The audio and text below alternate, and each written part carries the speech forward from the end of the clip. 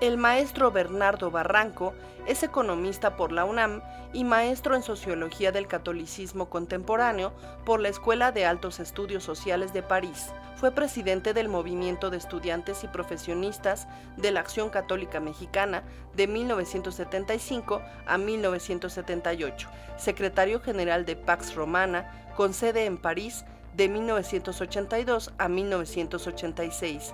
Ha sido consejero electoral del Instituto Federal Electoral y del Instituto Nacional Electoral, así como del Instituto Electoral del Estado de México.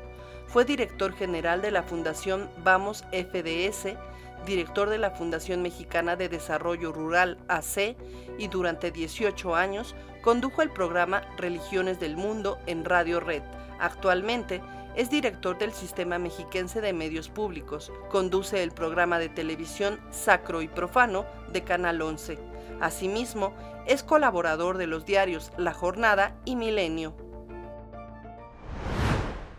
Bienvenidos, aquí lo ves, nuestro gran invitado de esta semana, Bernardo Barranco. Bienvenido. John, un placer. Ay, Bernardo, pues tantas cosas. Tú eres un gran experto en materia electoral, eres un periodista, el nuevo director del Canal 34 del Estado de México y además Bernardo Barranco fue el primer invitado aquí en Diálogos por la Democracia hace 6 años. Habrá sido como un 10 de abril de 2018. Y estamos ya cumpliendo 6 años, no sé cuántos programas Soy serán. buen padrino. Así es, y ya estás de regreso aquí a casa después de unos 300 programas. Así es. Aquí han pasado todos, Rafael Correa, Evo Morales, casi todo el gabinete federal, personas muy críticos también de la 4T. La televisión pública, ahora que te toca dirigir un canal, ¿qué representa, qué importancia tiene hoy en este siglo XXI tan digitalizado? Sí. Yo creo que primero lo que tenemos que hacer es como contextualizar. Y contextualizar, ¿qué significa hoy por hoy? La crisis de las grandes televisoras tradicionales. Es inevitable. Una crisis financiera que tiene las grandes televisoras, deudas, caída de rating, caída de credibilidad. Hace 20 años el noticiero estelar de la noche en Canal 2, ya sea con López Dóriga o atrás con Jacobo Zabludowski, era palabra de Dios de lo que pasaba en este país. Hoy ya no representa absolutamente una influencia como la que tuvo en su momento. Es decir, no solamente estamos viendo una especie de desmoronamiento de los sectores mediáticos tradicionales, sino también una pérdida de credibilidad. Bueno, en ese contexto, creo que la televisión pública tiene la gran oportunidad de retomar sus orígenes, de retomar una conducción y yo diría hasta un liderazgo televisivo. Entonces creo que para la televisión pública es una enorme oportunidad. El gran riesgo que tiene la televisión pública es que en una atmósfera muy polarizada el tema es o estás conmigo o estás contra mí. Pero lo ideal para una televisión pública es el servicio no de grandes proyectos políticos, sino de servicio a la ciudadanía. La cultura, ¿no? La ciencia, la divulgación, la identidad, es decir, son elementos y sobre todo algo que por lo menos a mí la maestra Delfina, porque yo estoy en TV Mexiquense, en el sistema mexiquense de medios públicos, es el servicio. Es decir, cómo la televisión, la radio, pueden ser herramientas de servicio a la comunidad. Y creo que ese es uno de los grandes retos que estamos enfrentando, cómo redimensionar los medios públicos para que tengan un contacto directo con la ciudadanía, sean creíbles, sean sólidos y representen una alternativa frente a la crisis de la televisión o de los medios tradicionales. Sí, eso es importante. La crisis mediática no solo es de la televisión privada, pero también de los periódicos, por ejemplo. Las revistas, no sé si la revista Proceso sigue imprimiéndose en papel. No, ya no se imprime. Por ejemplo, los periódicos ya no sobreviven con sus ventas al público, eso ya son plataformas digitales ellos mismos, o sea, hay una reconfiguración absoluta, ¿no? No, y si nos ponemos muy rigurosos, también la radio. Ha habido muchos movimientos en la radio en los últimos años, cuando los programas estelares duraban 10, 15 años, casi como tu programa aquí, como Claro. Diálogos por la Democracia.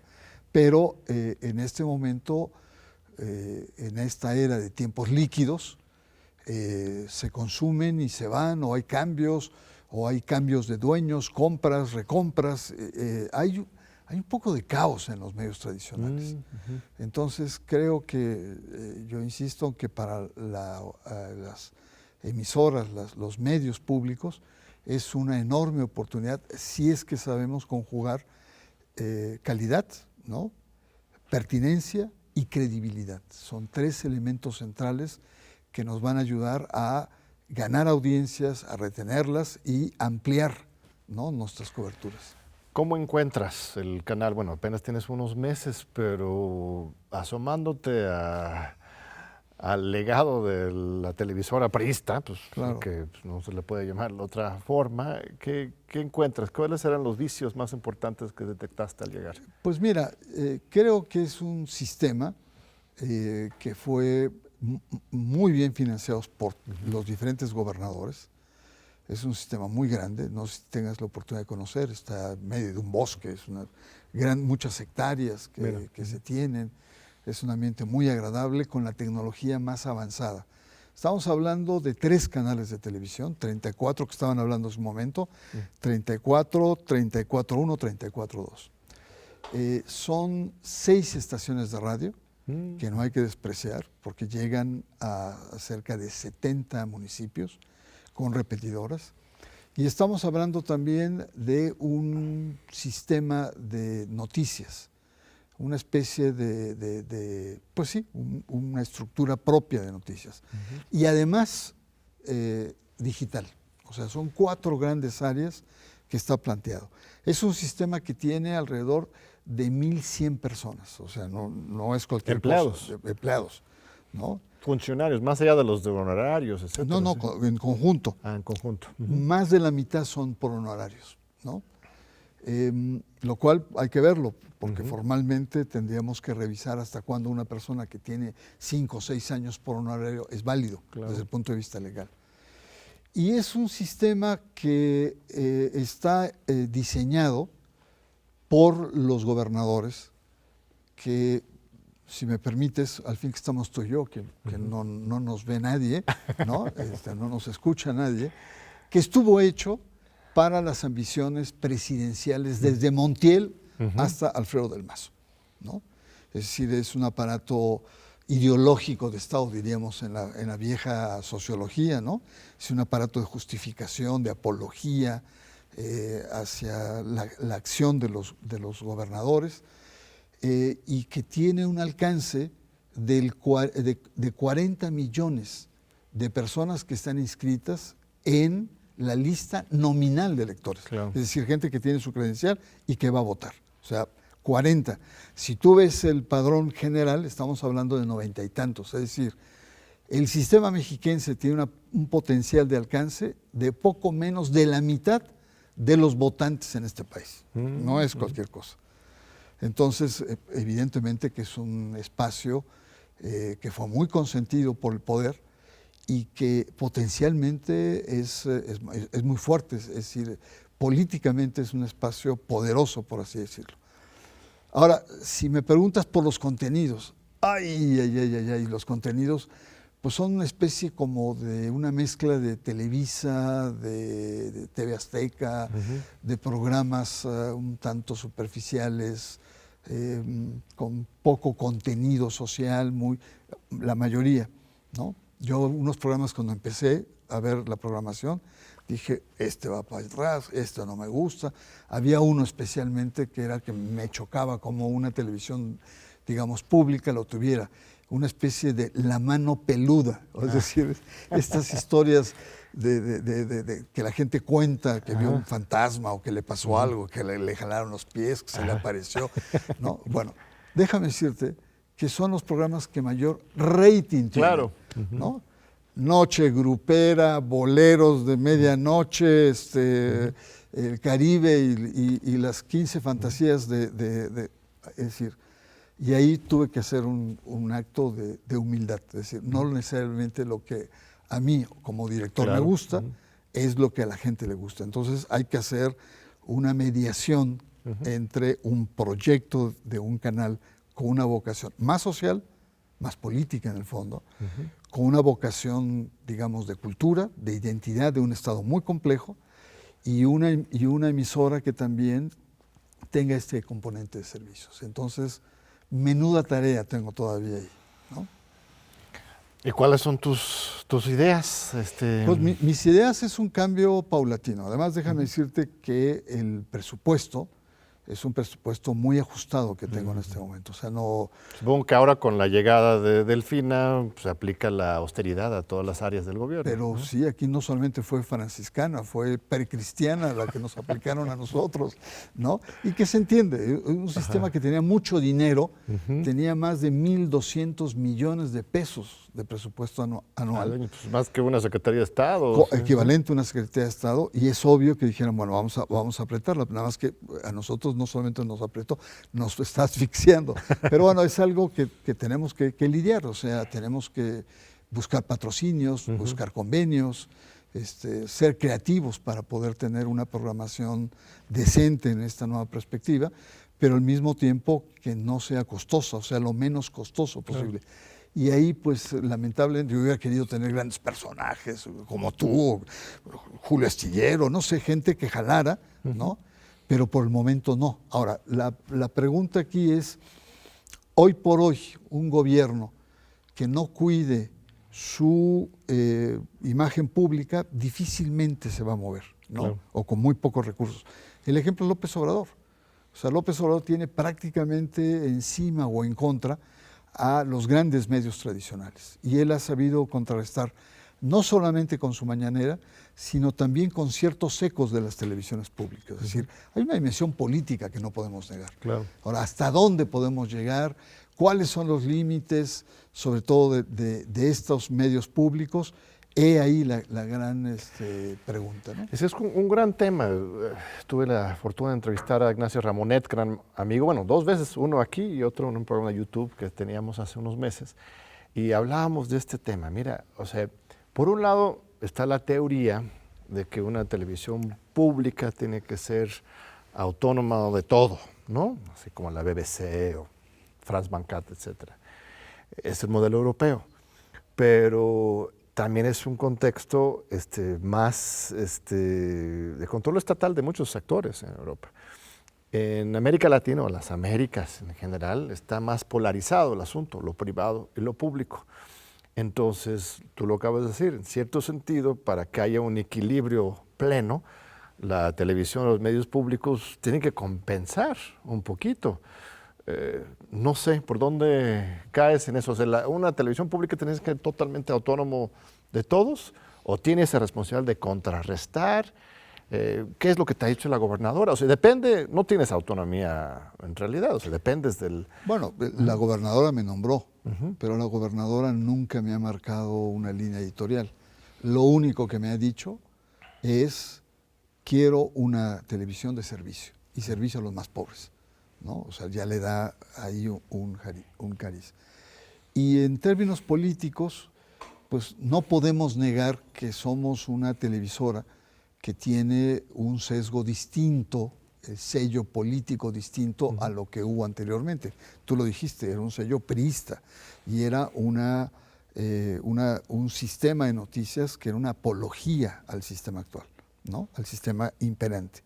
Esto se quebró, se fracturó, y entonces estamos en una búsqueda de un equilibrio, porque no podemos negar que en términos públicos estamos cercanos a un proyecto, que es el proyecto de la maestra, 4T, lo que quieras, pero también tenemos la imperiosa obligación de responder a los grandes temas de la agenda pública de la población, de la ciudadanía, de los ciudadanos, ¿no? Es decir, al ser un sistema público es porque está en el corazón de la agenda pública. Y la agenda pública, podríamos decir, no se agota con el proyecto político que está imperante, sino va más allá. Entonces, es ahí donde tenemos que estar. ¿Más allá dónde? Pues con campesinos, con la problemática ahora pues de las sequías, la problemática de cómo producir en medio de la sequía, qué tecnologías hay que aplicar, ¿no? Qué tipo de nuevas semillas para producir maíz. Estamos hablando de que es un estado con una tremenda violencia hacia las mujeres, que es desde lo familiar hasta lo público. Es el estado que tiene mayores feminicidios. Bueno, ¿cómo atender este problema? Y ahí tienes una larga lista de temas que van más allá de lo que es un proyecto político per se y que forma parte de una agenda social que está ahí presente, ¿no?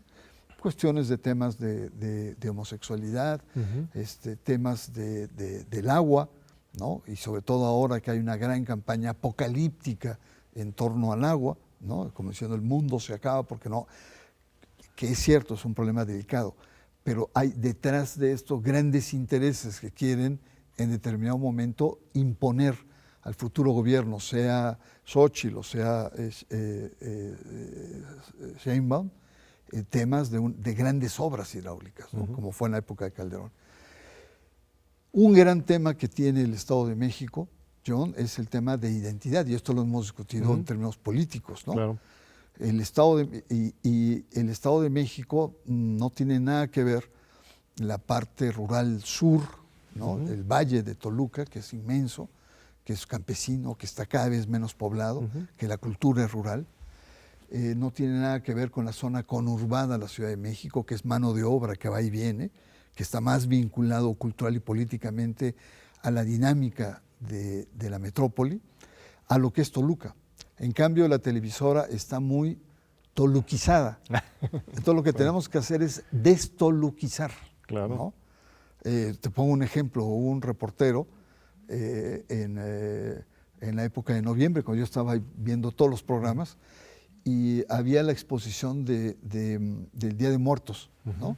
La exposición, y él plantea y dice, una gran exposición, una obra de arte, aquí está el artista, díganos y qué significa esto y qué significa el otro y por qué ocurrió esto y tal y cual. Venga, visítenos, etcétera. Y yo con ojos foráneos digo, ¿y dónde está? O sea, nunca dijo el reportero dónde diablos estaba la exposición. Claro, creyó que todo el mundo conocía el Palacio de Gobierno, Claro. pero alguien de Catepec, alguien de Texcoco, algo de Chimalhuacán no tiene ni idea. Esos detalles de cómo descentralizar, porque son culturas distintas. No, el Estado de México es una fiesta.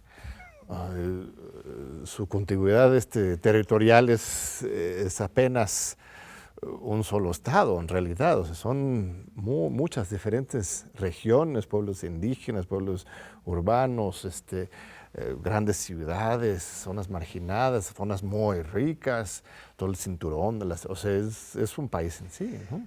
Es un país de más de 19 millones de habitantes, con una lista nominal de más de 12 y que justamente vamos a tener un periodo de gran prueba ahora en el proceso electoral también, ¿no? Es decir, ahí va a ser muy interesante porque no podemos rehuir al proceso electoral. Tenemos que llamar al voto, promover que la gente vaya, que vota, que cumpla con una obligación democráticamente sagrada, podemos decir, pero también con equidad. O sea, si tú vas a exhibir a una postura, tienes que exhibir a otra. Si vas con un municipio u otro, es decir, ahí es donde se tiene que dar ese rejuego, podríamos decir, de juego limpio, que la gente sienta que hay un juego limpio a nivel de una estructura mediática, ¿no?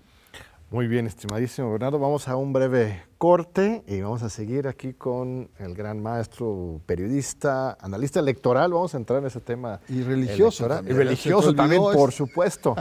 Por supuesto. No se vayan, ahorita regresamos para continuar con este diálogo tan fascinante. Te esperamos. Aquí seguimos con nuestro querido y admirado amigo Bernardo Barranco.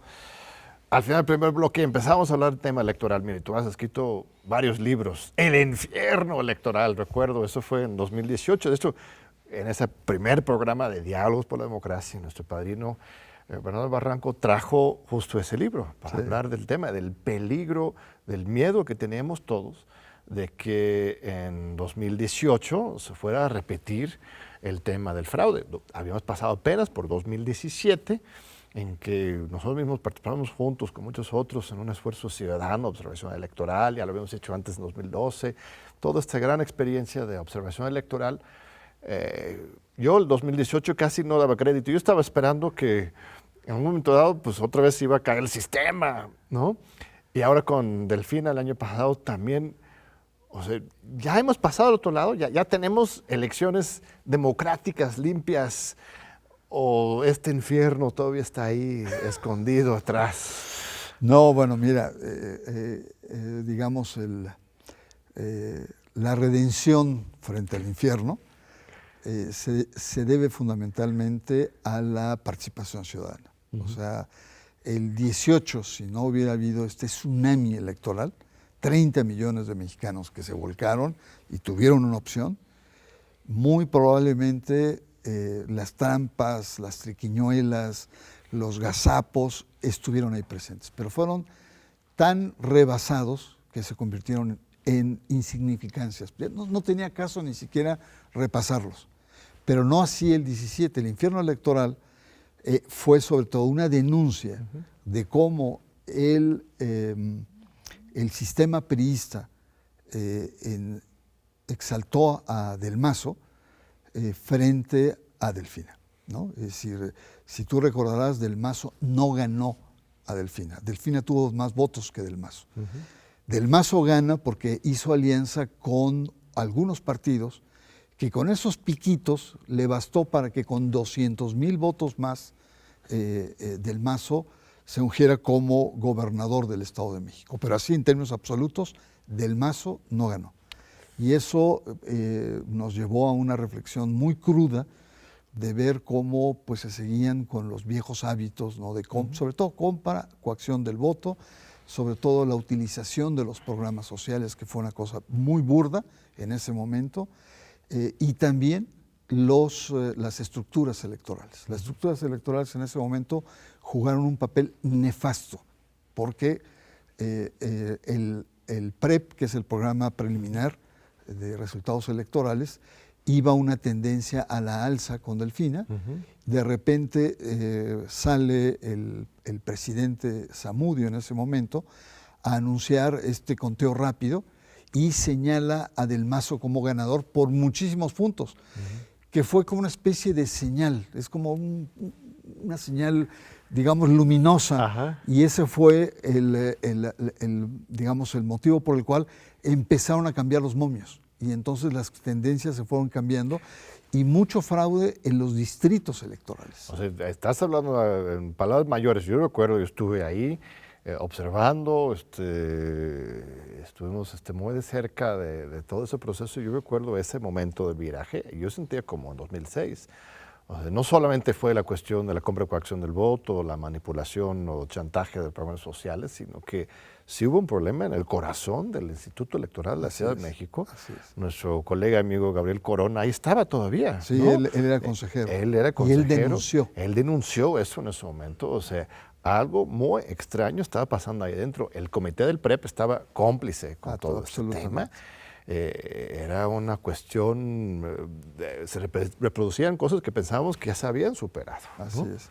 Sí, el papel del Instituto Electoral fue ahí realmente muy cuestionable. Entonces, el libro trata en ese momento de advertir al conjunto de la ciudadanía de los peligros a los cuales el sistema puede llevar, ¿no?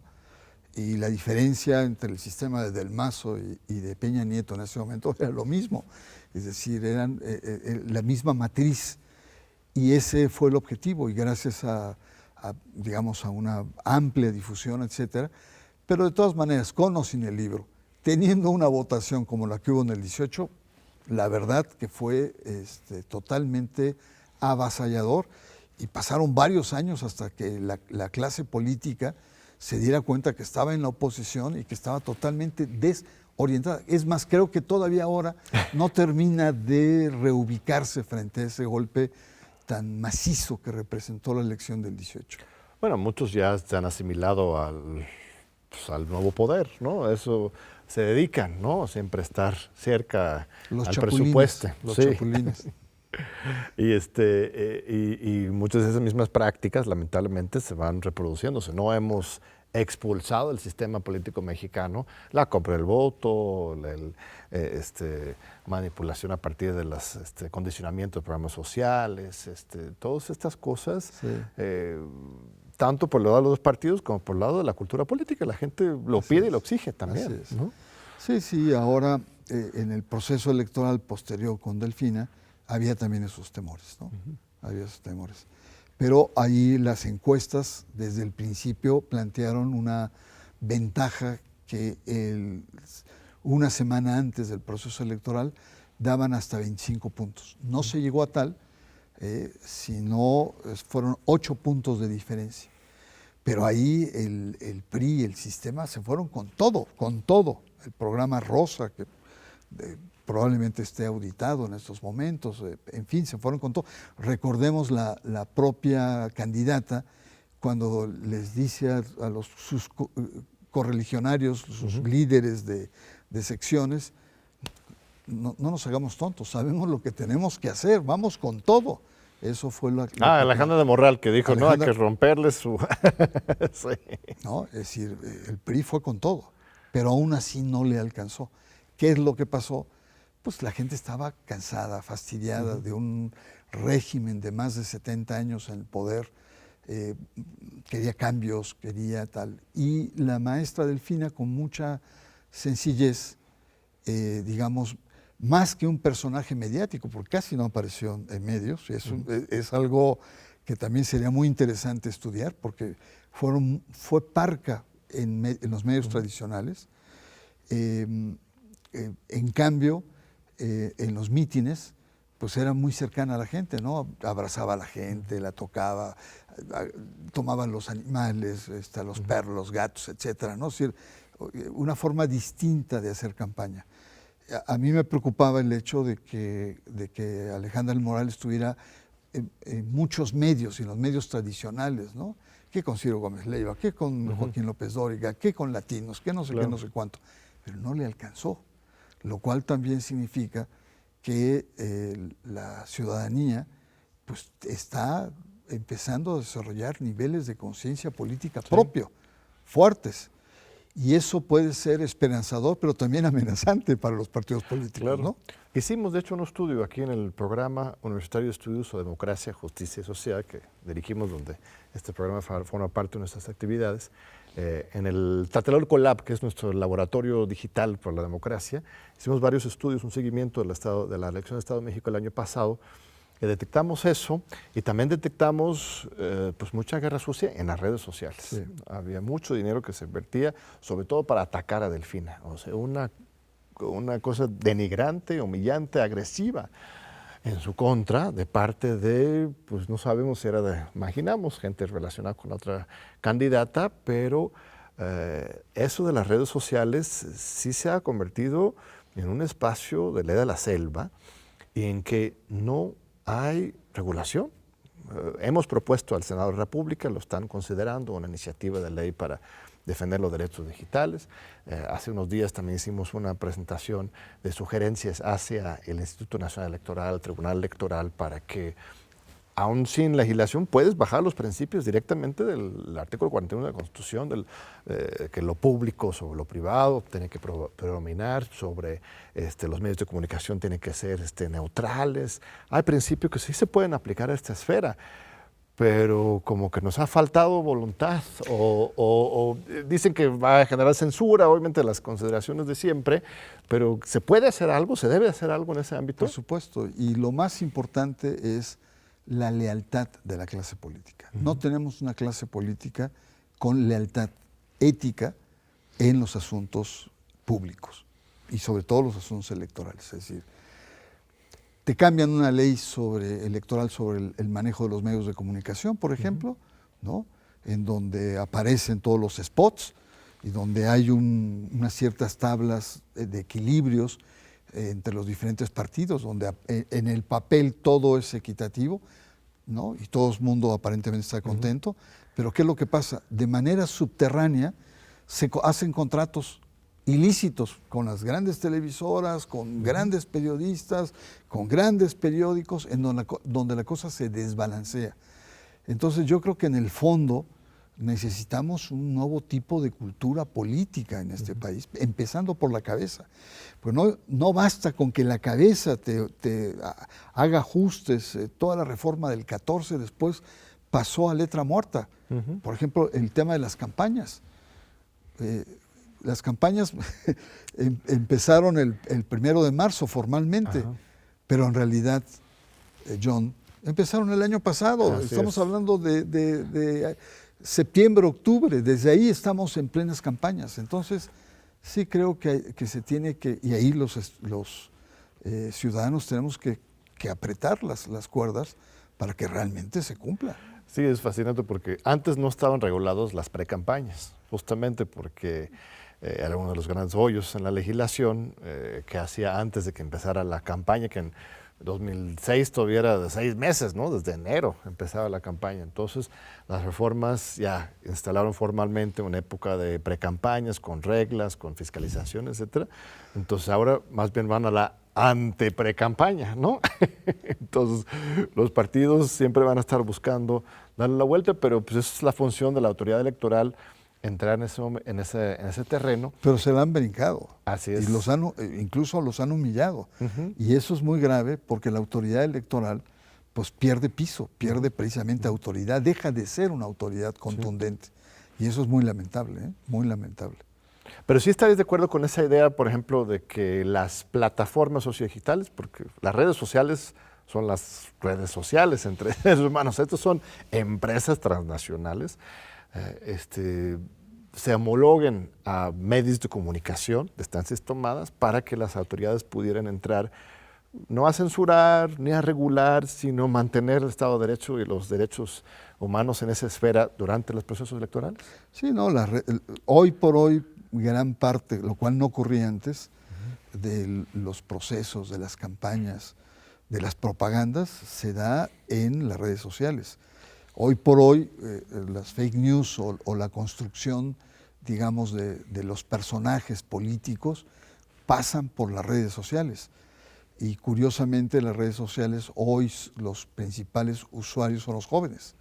Entonces, sí es muy importante el que haya, pues, medianamente una cierta regulación, de tal manera que no se carguen y no veamos lo que ha pasado hace algunas semanas con la cuestión del supuesto vínculo con el narcotráfico del presidente de la República, que fue un ataque cibernético brutal, ¿no? Brutal. Entonces, la pregunta ética es eso, preguntarnos si eso es válido, ¿no? Pues es como regresar a los tiempos de 2006. En 2006, de repente salían unas ACs o, ¿no?, empresas, ¿no?, jóvenes por la democracia, etcétera, empezaban a comprar spots en la televisión diciendo AMLO, peligro para México, que el chavismo estaba a la vuelta de la esquina. Esto era antes de que estaba prohibido la compra. John Ackerman venía de los rusos, eso era después. Eso era en 2018, ya después, sí, claro. Que era el agente ruso, ¿no? Por supuesto. Porque de la KGB. Así es, sí, ¿no? Era el vínculo. Fue mi culpa, ¿no? De que porque tenía mi videocolumna en Russia Today, en RT, durante unos años. La batalla por México se llamaba. Entonces, estos inventos son muy peligrosos, pero tienen impactos reales. Y yo siento que sí estamos en un contexto como el de 2006 o este otro contexto 2018, en que es mucho dinero. Y eso es lo más importante. El artículo 41 de la Constitución dice que el recurso público, el interés público, tiene que predominar siempre sobre el interés y el recurso privado en los procesos electorales. Pueden recibir algunos donativos los partidos o los candidatos, pero tienen que ser 10, 20% máximo del financiamiento y tenemos la responsabilidad como sociedad de defender esto. Y esto es único, no existe así en los Estados Unidos, por ejemplo. Ahí sí, el que paga manda. $1 es más importante que un voto. Claro. Pero aquí tenemos una tradición, otra cosa. Sí, totalmente. Y creo ahí que lo más importante que tenemos que cuidar pues es precisamente la equidad en los procesos, pero lo que se plantea, lo que está escrito en la ley se tiene que cumplir. Y todos nos hemos hecho guajes, ¿no? Por eso el ejemplo más palpable, las campañas. Estamos desde octubre con campaña, ¿no? Y aquí regresando a los medios y los medios públicos, pues tenemos la obligación de certificar y verificar la información. No nos podemos dar el lujo de estar transmitiendo, retransmitiendo posturas que a la postre pueden ser falsas. Esa es una enorme responsabilidad, ¿no? Puede ser que perdamos cierta oportunidad de estar al día y con la nota y tal, pero tenemos la obligación de verificar, de certificar que la información que estamos ofreciendo al público sea absolutamente verídica. Y creo que no solamente es de los medios públicos. Creo que los grandes medios, los periódicos y sobre todo los columnistas, porque muchas veces los columnistas dicen cualquier barbaridad y no tienen ningún tipo de sanción o de por lo menos observación o como se usaba antes, un apercibimiento, una tarjeta amarilla. No, o sea, cualquier periodista puede decir cualquier cosa porque es opinión. Y como es opinión puede decir lo que se le antoje. Entonces sí creo que tenemos... Yo insisto que necesitamos tener una cultura de la lealtad política. Y hay una oportunidad, yo creo que esto avanza por ciclos, ¿no? La misma juventud se está hartando, ¿no? De tanta basura mediática en las redes y si logras generar un faro de luz, de credibilidad, de confianza, quizás sea lento, ¿no? No vas a tener el clickbait, ¿no? Los miles de retweets mañana, pero con el tiempo ir construyendo una credibilidad pues vale oro hoy más que nunca, ¿no? Totalmente, yo creo que es la seriedad, la profesionalidad que tenemos que tener los medios, ¿no? La oportunidad sí, pero no a costa de arriesgar, ¿no? Porque hay muchos periodistas que están, pero sí clavados en la nota, ¿no? Y son capaces y lo han hecho, de decir cualquier barbaridad o anunciar o meterlo en radio, etcétera.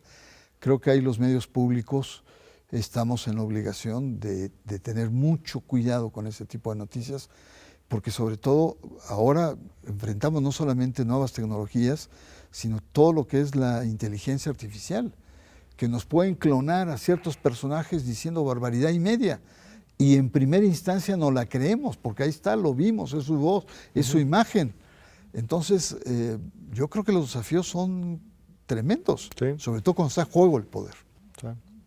Pues vamos a seguir un breve corte y vamos a ir a nuestro tercer bloque, muy bonito diálogo profundo con Bernardo Barranco, colega periodista, académico, pensador. No se vayan, ahorita regresamos. Sintonizar la nueva frecuencia de TV UNAM es muy fácil. Sigue estos sencillos pasos para reprogramar tu televisión. Toma el control remoto de tu televisión. Presiona el botón Menú. Busca Ajustes o Configuración. También puedes hacerlo directamente desde la opción Antena o Cable. Selecciona Búsqueda automática de canales. Asegúrate de que la opción digital está encendida. Espera a que cargue y ¡listo! Disfruta tus programas favoritos de TV UNAM por el 20.1 con mejor calidad y mayor cobertura. Si tienes alguna duda, pregúntanos a través de nuestras redes sociales. Aquí seguimos con Bernardo Barranco, un hombre de muchos talentos, muchos conocimientos. Vamos a entrar en el tercer tema, en el tercer bloque ahora que estamos, el de la religión, que también yo sé que te apasiona. ¿Todavía sigues con tu programa en el 11? sigo, Sacro y sigo. Profano. Es como mi seminario el programa. Y además que me evita el meterme mucho. Estoy muy metido en cosas administrativas, de gestión, etcétera. Sí. Y ese programa es como una especie de bálsamo para mí. Claro. Pues el Papa recientemente recibió a Xochitl Gálvez, a Claudia Sheinbaum. ¿Tiene un favorito el Papa en las elecciones ahora? Pues mira, la diplomacia vaticana es una diplomacia muy exquisita, de muchos años, con mucha experiencia. Y originalmente Xochitl, o gentes allegadas a Xochitl, pensaron que una entrevista con el Papa iba a ser un golpe mediático aplastante, ¿no? El Papa avalando y bendiciendo la propuesta de Xochitl. Pero yo creo que los estrategas de Xochitl no cayeron en cuenta en esta fineza, esta sutileza de la diplomacia vaticana. Y la diplomacia vaticana es, si viene Xochitl, pues también tiene que venir la otra candidata. Entonces también en muy poco tiempo se organiza la visita de Claudia Sheinbaum. Y lo digo con toda... varios colegas en Roma me hicieron ver esto, que las fórmulas no fueron las más ortodoxas, que generalmente es la solicitud de la nunciatura, pasa a la embajada, y de la embajada, en fin, hay una serie de trámites, ¿no? Aquí fue directo. Fueron conocidos, ¿no? Gente cercana a los circuitos propios del Papa, y se dieron las dos entrevistas, ¿no? Entonces, una, podríamos decir, más formal que la de Xochitl Gálvez, que estuvo su familia, hijos, y estuvo también Santiago Krill, y otra que al parecer fue más íntima, que fue en su biblioteca, en su lugar de trabajo personal, que el Papa trabaja sobre todo en Santa Marta, que es un pequeño hotelito para muchos religiosos que van a Roma, que se quedan 1 o 2 días, y hay este pequeño hotelito, digamos, clerical. Anteriormente están los aposentos pontificios, donde han muerto los papas, ¿no? Y Francisco dijo, no, ahí no voy. Por si las dudas, sobre todo la sombra del fallecimiento del Papa Juan Pablo I, ¿no? Bueno, eso es lo que uno supone desde afuera, pero dijo, no, yo ahí no voy, yo quiero estar con la gente. Entonces ves al Papa que con su charolita, con la comida de todo mundo, etcétera, ¿no? Lo interesante aquí es eso, resaltar la diplomacia. Pero lo otro es los diferentes niveles y recepción que se hizo en México, ¿no? Dijeron, Xochitl sí, porque Xochitl es católica, y entonces en tanto católica lo está viendo. ¿Qué tiene que estar haciendo ahí Claudia si ella, déjate que sea judía, viene de origen judío, pero no cree en nadie? Entonces, ¿qué tiene que estar haciendo? Dios santo, o sea, el Papa no solamente es un líder religioso, sino es un líder político también, es un jefe de Estado. Y si aplicáramos esa norma, que de muchos, digamos, analistas, pues la mitad de los jefes de Estado que visitan papas no son católicos, o no son cristianos o creyentes. Entonces, y como esas muchas falacias, ¿no? Otro que se dio, creo que fue Martínez Cáceres, que se vio muy provinciano, la verdad, con todo respeto para Martínez Cáceres, que lo conozco y lo aprecio bien. La Virgen de Guadalupe, ¿no?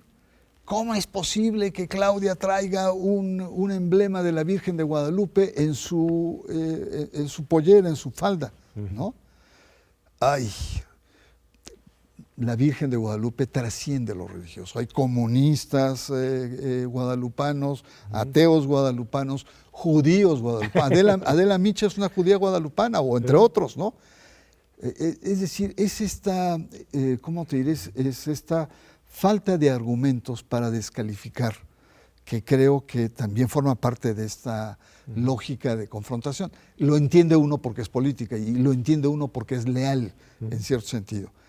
Pero, hijo, somos bien provincianos con el buen sentido de la provincia. Yo estoy en la provincia, no quiero insultar a los provincianos, pero me refiero cortitos, ¿no? En ese sentido, ¿no? Muy cortitos a la hora de tener un acercamiento a un fenómeno como este.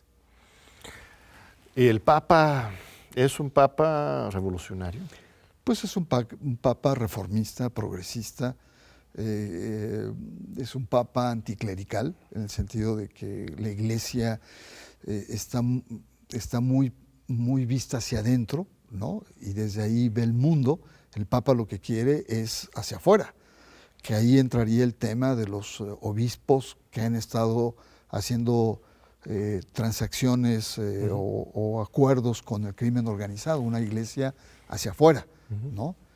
Aunque bueno, es muy cuestionable esto que han hecho los obispos ahí en Guerrero, o por lo menos tiene muchos aristas. Pero es un papa que le ha hecho bien a la iglesia, una iglesia que estaba muy autorreferenciada y que se estaba ahogando en esa autorreferencia, ¿no? Benedicto XVI, un teólogo exquisito, pero un teólogo que se había conformado que el católico o los católicos se iban a convertir en una pequeña grey, ¿no? Cuando el Papa, al contrario, quiere expandir esa grey y quiere estar en el centro de los grandes debates de la historia. En la ecología, es un Papa ecológico, es un Papa civilizatorio, ¿no? Entonces, sí creo que le ha hecho bien, le ha hecho mucho bien, pero también el Papa tiene muchos malquerientes de todos lados, ¿no? Desde las ultraderechas, tipo Trump, tipo grupos muy importantes, ¿no? En la vida de la Iglesia, y un sector que, sobre todo por su inclinación por la ecología y la referencia a la tierra y a la naturaleza, digamos, impactan intereses petroleros, de mineros, etcétera, y que hacen grandes campañas también, fake news, como estamos viendo ahora acá en nuestro país, ¿no? Entonces, sí es un papa que ha sacudido estos viejos polvos imperiales de la Iglesia. Y en América Latina, gracias al Papa o otros procesos, vamos a revivir una nueva ola de teología de la liberación, o hasta qué punto se queda eso en Roma. O sea, América Latina como tierra natal, además del Papa, podría ser una gran oportunidad para que, bueno, Enrique Dussel falleció hace unos meses, en paz descansa, pero tenemos grandes pensadores en esta escuela, pero ya están muy grandes. La mayor parte o ya se han muerto o están ya enfermos, etcétera, ¿no? Creo que uno de los pocos queda Leonardo Boff, Sí. Pero los demás ya se han ido o están con discapacidades. Mira, yo estoy muy desconcertado con lo que pasa en América Latina y tomo como ejemplo Argentina, ¿no? Milei, que insultó al Papa, le dijo, ¿no? Imbécil, ¿no? Hijo del Averno, ¿no? ¿Qué haces ahí sentado en la silla de Pedro, ¿no? Y uno hubiera pensado que en Argentina se hubiera armado la gorda, como se decimos acá en México. Esto hubiera sido impensable, que un político acá se lanzara contra el Papa, automáticamente hubiera quedado totalmente destrozado políticamente. ¿Por qué en Argentina no? Y además, no solamente no, sino ganó, porque hay un movimiento conservador muy fuerte, de ultraderecha, y es un frente a los gobiernos peronistas que hicieron el tema del aborto o otros temas, estaban pensando el tema incluso económico, porque ahí financia el Estado a la Iglesia. Hay una reacción conservadora muy grande, y así en muchos países, lamentablemente. Entonces, ¿qué pasa? Esta generación, este largo pontificado de Juan Pablo II y de Benedicto XVI, hizo que la Iglesia diera un giro muy profundo a la derecha, una iglesia conservadora. Llega un papa que tiene una tendencia contraria, pero es un papa que muchas veces se le percibe hasta solitario, ¿no? Entonces, pero es interesante porque es un choque dentro de la propia cultura católica. Ahora, algo que me preocupa enormemente es el ascenso de las ultraderechas religiosas, no solamente en la región, en Estados Unidos con Trump, en Europa es una especie de marea incontenible, y eso me preocupa. Hace un momento hablábamos de una cultura política, digamos, más abierta, más leal. La cultura política de la ultraderecha es una cultura política autoritaria, ¿no? Y es una cultura política dogmática, ¿no? Es una cultura política que no entiende, no dialoga, impone, es intransigente desde el punto de vista político, social. ¿Quién va a debatir con los planteamientos de Dios, por ejemplo, ¿no? Claro. Entonces, eso sí, no lo veo tan positivo. Uno podría pensar, pero no. Sí, me quedo pensando, pues está Raúl Vera, Gonzalo Ituarte, acabamos de perder Miguel Concha, ahí sigue Sualalinde, pero es un padre, no es un obispo. ¿Dónde vendría esa nueva generación? Y dices que más bien han sido aplacados estas décadas, ¿no? Mira, yo he tenido contactos con muchos seminaristas y tal, y son más bien de corte conservador. Mira. ¿No?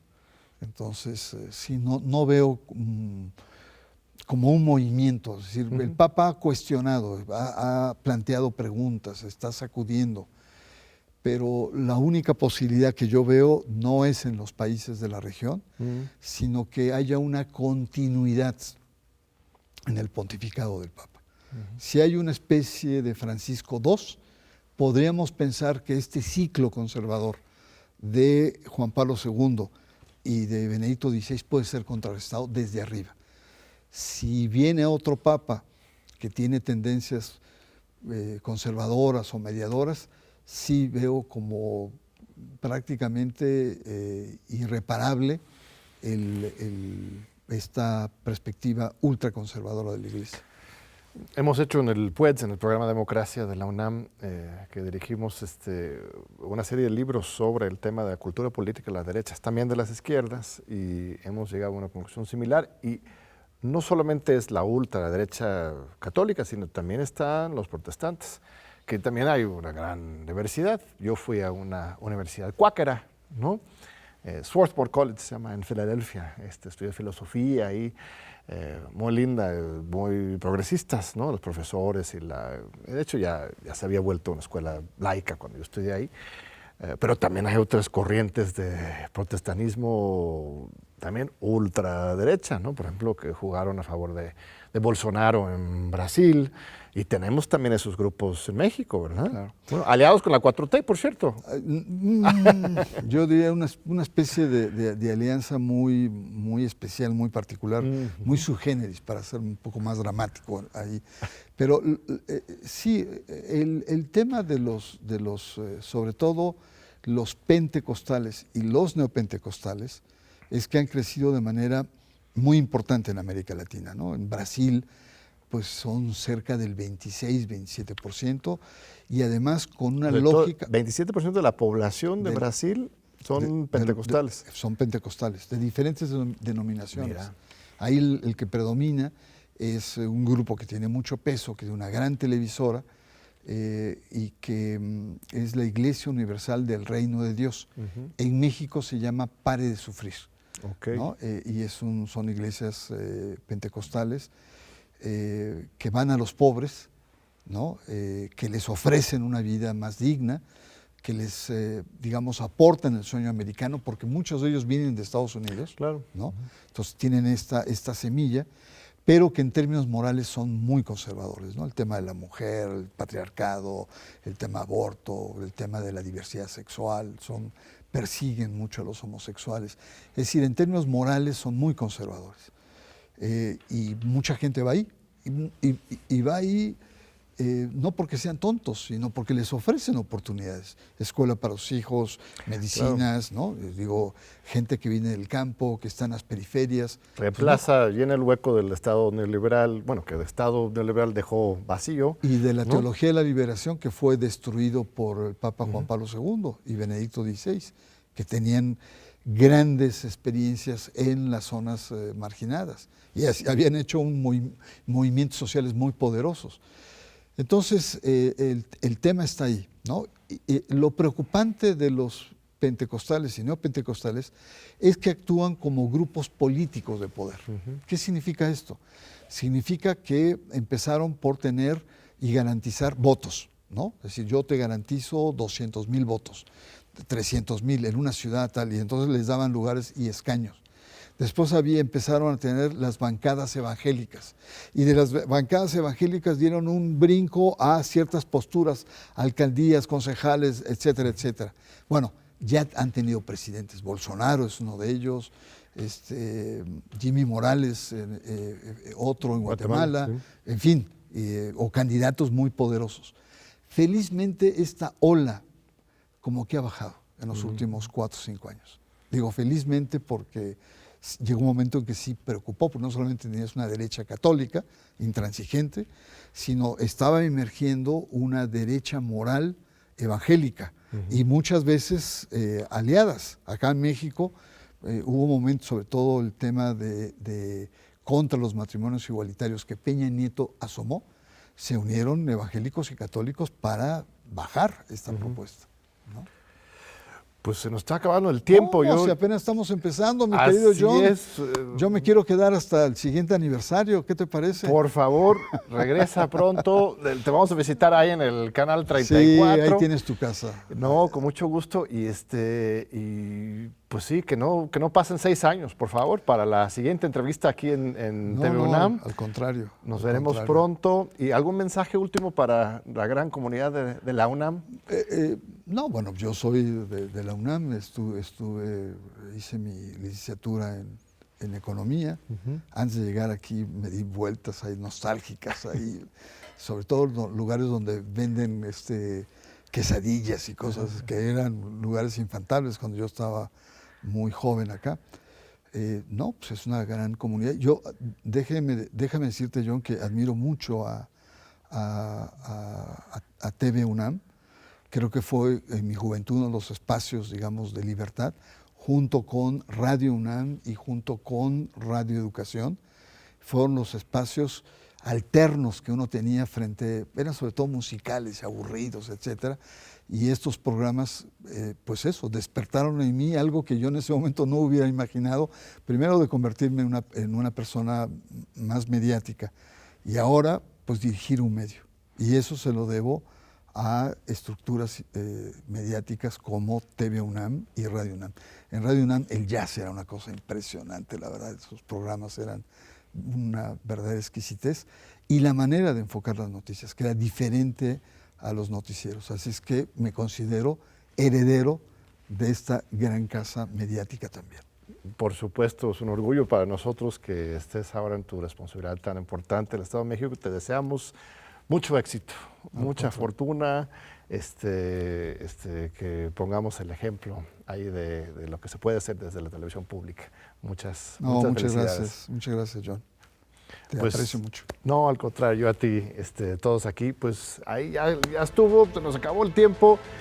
Pronto regresará con nosotros Bernardo Barranco y te esperamos de nuevo en 8 días para la siguiente emisión de Diálogo por la Democracia aquí en TV UNAM, la televisora de los universitarios. Esperamos.